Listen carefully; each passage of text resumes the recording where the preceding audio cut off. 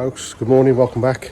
Another lovely day, and yeah, still going at it with the pond, try and figure out what's going on. Those of you who watched the last video of Tancho jumping out, it seems to be absolutely fine, no issues at the moment. I'm just going to keep an eye on it for some bacteria. I'm going to give it another salt bath today, and just make sure things are hunky-dory. Thanks for your comments. I've had a lot of comments off people saying what it potentially could be, the reasons for the jumping out.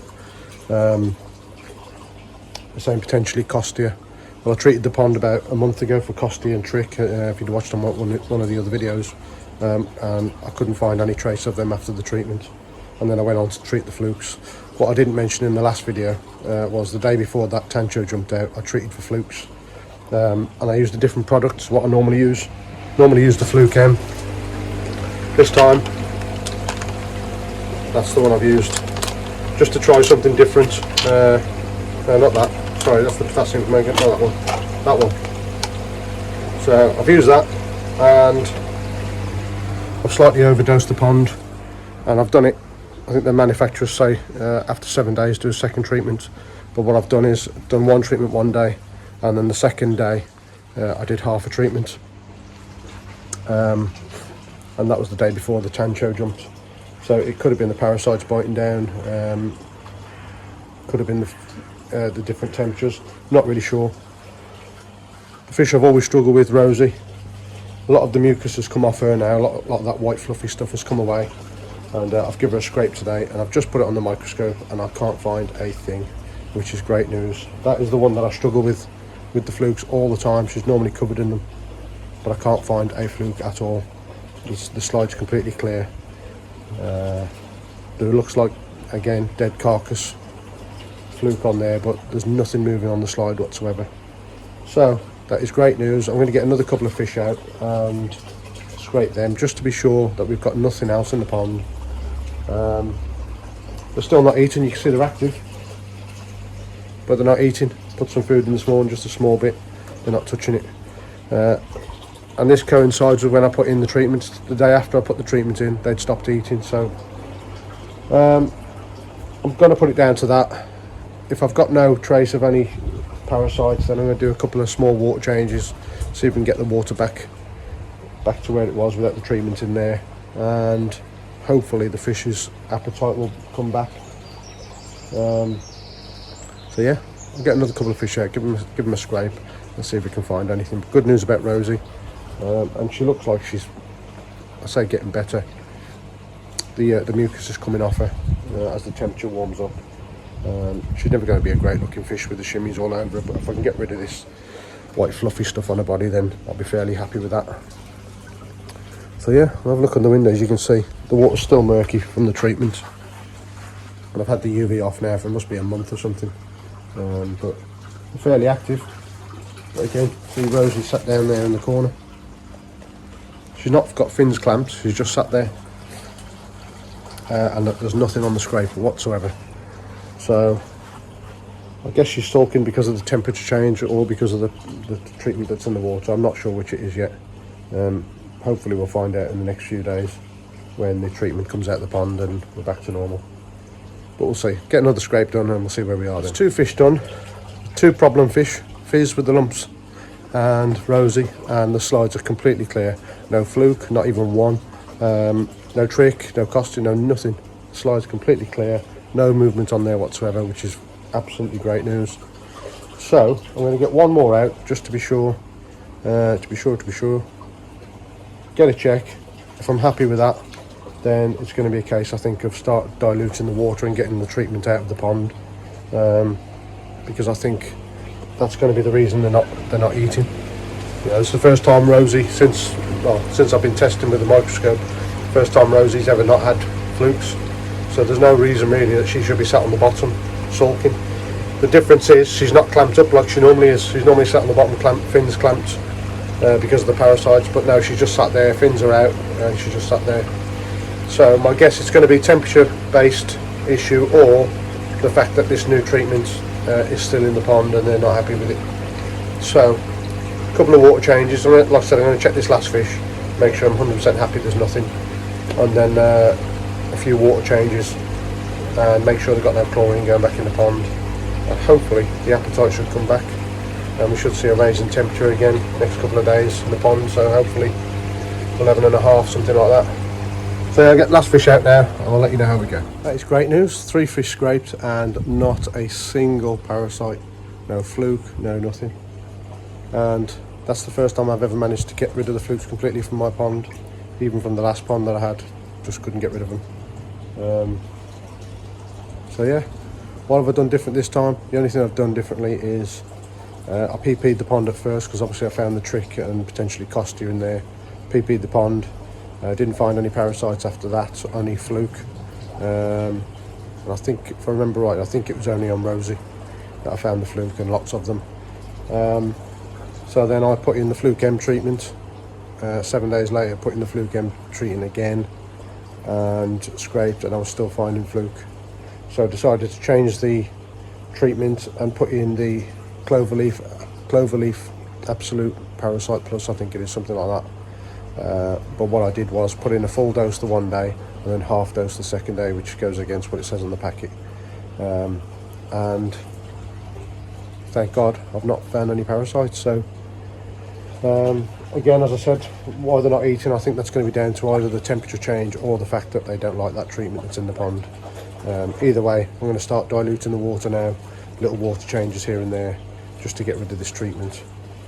And hopefully we're on the up. Hopefully things are going to start improving. I'm sure the filters have took a knock back, but everything's still testing okay. Nitrites are absolutely 0, ammonia 0, no chlorine in the pond. pH is sat around 7.3, 7.4. And the KH is around about 5 or 6. So I just took the Tancho out, another salt bath today, just to make sure we don't get any infection or anything like that. I'm going to check him over and see how he's doing. And yeah, just constant keeping an eye on things until we get it right. And once I get it right and they start feeding again and we start seeing some temperature rises and I'm happy, then I might start looking at adding another fish. But I'm not in a major rush. Well, I am. I would like a nice fish in there, maybe a Yamabuki Ogon or Karashikoi, something like that. Not 100% sure, but something that single colour fish maybe. Have to wait and see. So folks, I'm over the parasites, I think. Let's get a check on this Tancho and see where we are. There we go, folks. I'm not sure how well you can see in this light, but the slime coat is back. Doesn't feel rough like it did last when it fell out the pond. Yeah, the slime coat's there, feels nice and smooth. And yeah, her veins have gone off the back, so she's not as stressed as she was. A couple of little red marks, and obviously she's got scales missing here and there, and obviously you can see around the benny there's some missing where she's grazed it, and there's a couple of scales potentially lifted a little bit. But other than that, she seems to making a recovery. Thank God I added the camera. If you haven't got a camera on your pond, folks, it's well worth getting. And to be honest with you, a rookie error by myself to treat the pond and then not make sure it's covered. As I said, I've never had fish jump before, so I wasn't expecting it. But new treatment in the pond is best to cover the pond just to stop this happening. So lesson learned. But yeah, thankfully it's not an expensive lesson. Yeah, she seems to be recovering alright. Like I said, the slime coat's there, which is good. Yeah, I'm fairly happy. There you go. Oh, a bit nippy in the shade. Let's put my jacket on. Folks, I'm very happy. No parasites, well, from what I can see anyway. So let's hope they don't come back for a while. Just a quick one. What I've done, when I put on the airbed, remember I bought a new pump for the airbed. Bought a new pump for the moving bed, which is sat down there. And then I realised actually the pump I've got for the pond is too strong. The airflow is way too strong. It lifts over the disc and everything. So I've put on one of these taps. I think it was only 10 quid from Amazon, and it splits the air from the Easy Pod, or from the pond I should say, to the moving bed. And I can obviously alternate how much flow I want in each one. and there's enough there to keep the pond going and the moving bed. So the other pump is spare at the moment, but definitely worth getting if you've got a 70 litre, I think it's a 70 litre an hour pump, Evolution Aqua. Get a little T-piece tap on there, and it'll run both your moving bed and your pond. And that keeps the other one spare in case I need it for anything. Potentially put another air stone in the pond. Yeah, what else have I done in here?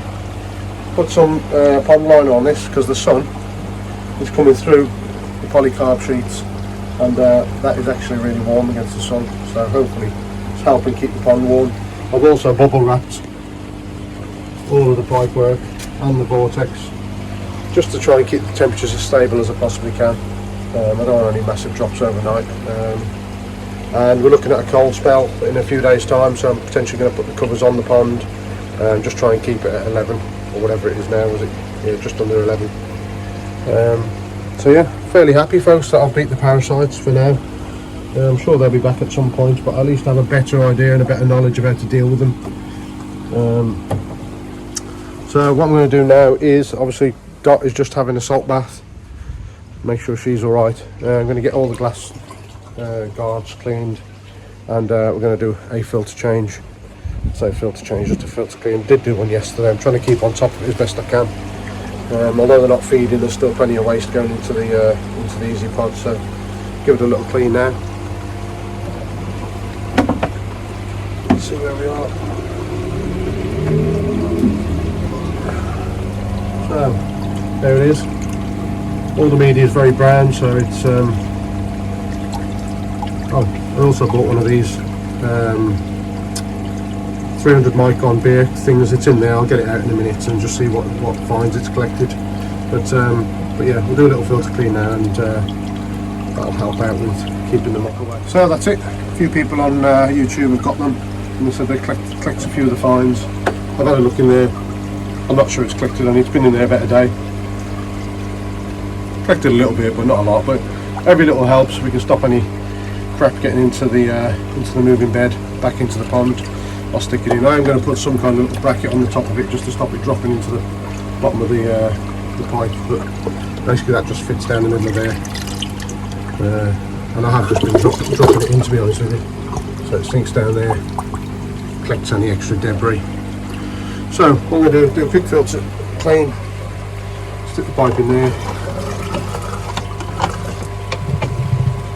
let it rise, and turn off the pump, so it pumps off, and then just get the air on, get it bubbling.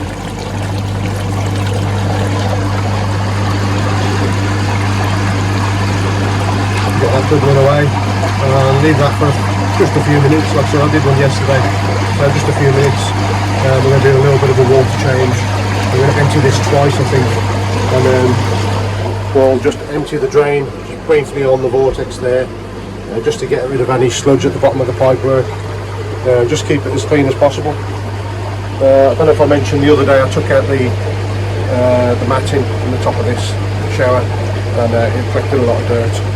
So obviously there's no sieve or anything on there, it just goes straight through the spray bar and through the alpha grub. But it was quite dirty, so I've put a new mat in there just to keep it all clean. I don't want any chance of any bacteria building up. And yeah, let this bubble away. Once I'm happy with it, I've got my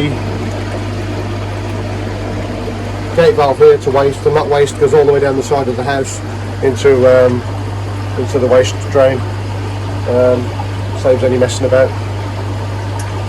So I'll leave that to bubble up for another minute or so, and get rid of the waste.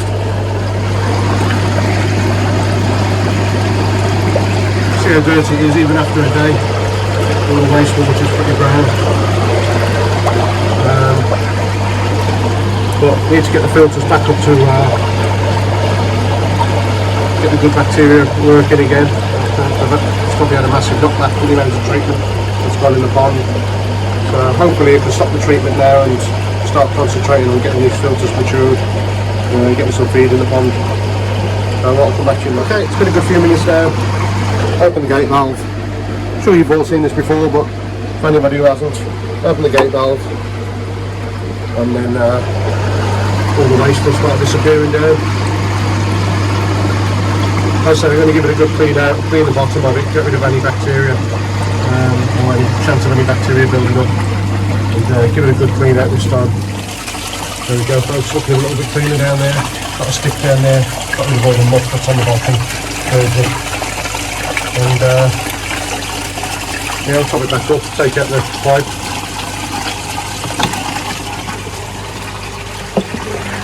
And I'll turn the air back to the moving bed now.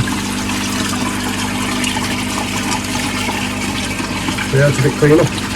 Folks, we literally just open up the drain for the moving bed, open it full onto this flexi pipe,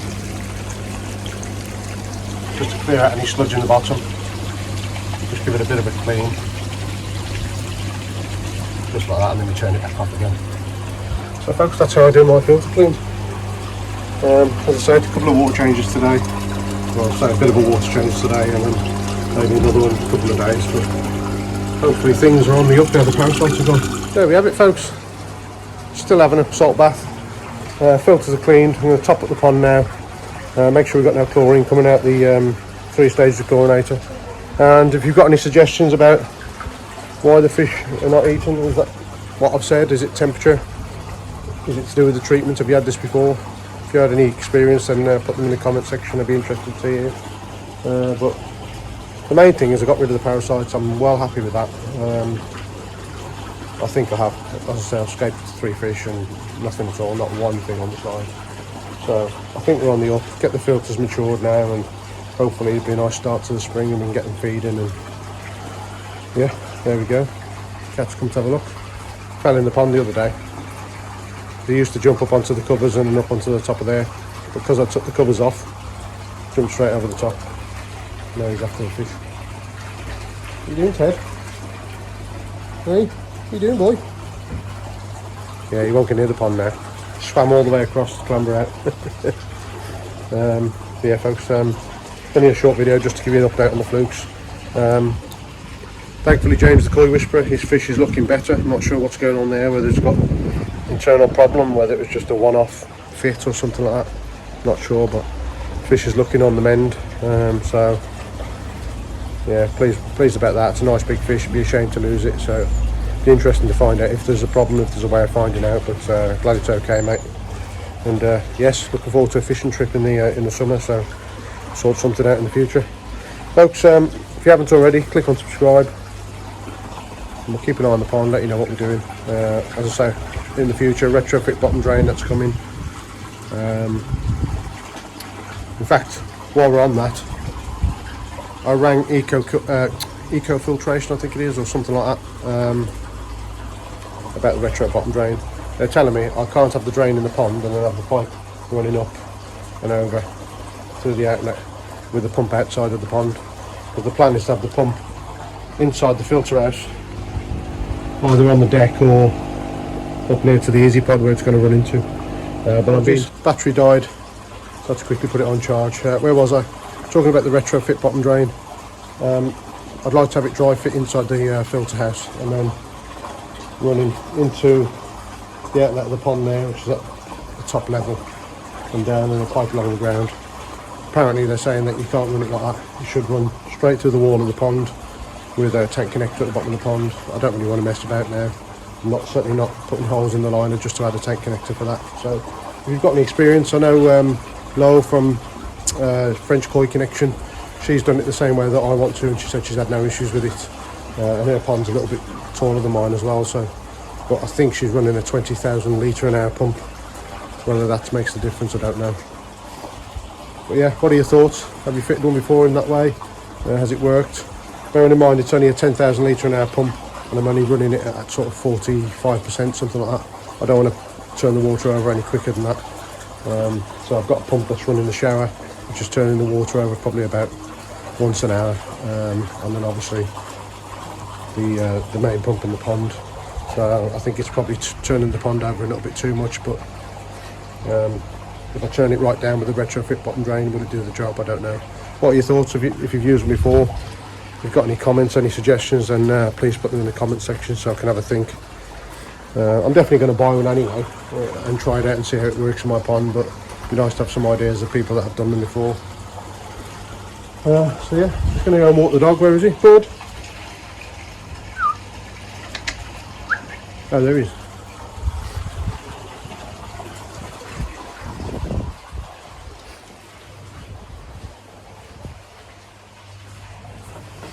What's going on? Hey, yeah. Say hello to everyone. Hey, tell everyone you want to go for a little walk. You want to go for a walk? You want to go walkies? Yeah. Yeah? You want to go walkies? Yeah? You want to go and chase the ducks? So I'll take the little fella out for a walk, and while the pond's filling up, it'll probably take all day with that little trickle. I've put some sodium thiosulfate in anyway, just in case, just to make sure there is no chlorine. But folks, that's it for today. It's a nice spring day, and I seem to have got somewhere with the parasites. I'm really happy about it.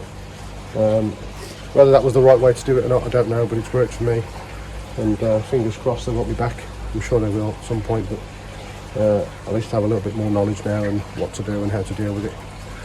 So once again, folks, thanks for watching. If you haven't already, click on subscribe, click on the like button. That really does help me.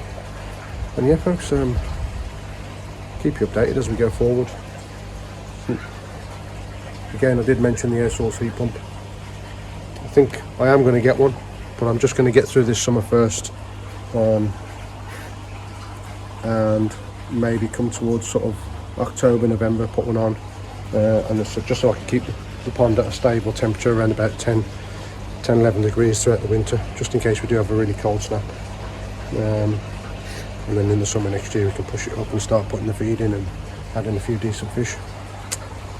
Yeah folks, thanks for watching, and I'll see you in the next one. Take care.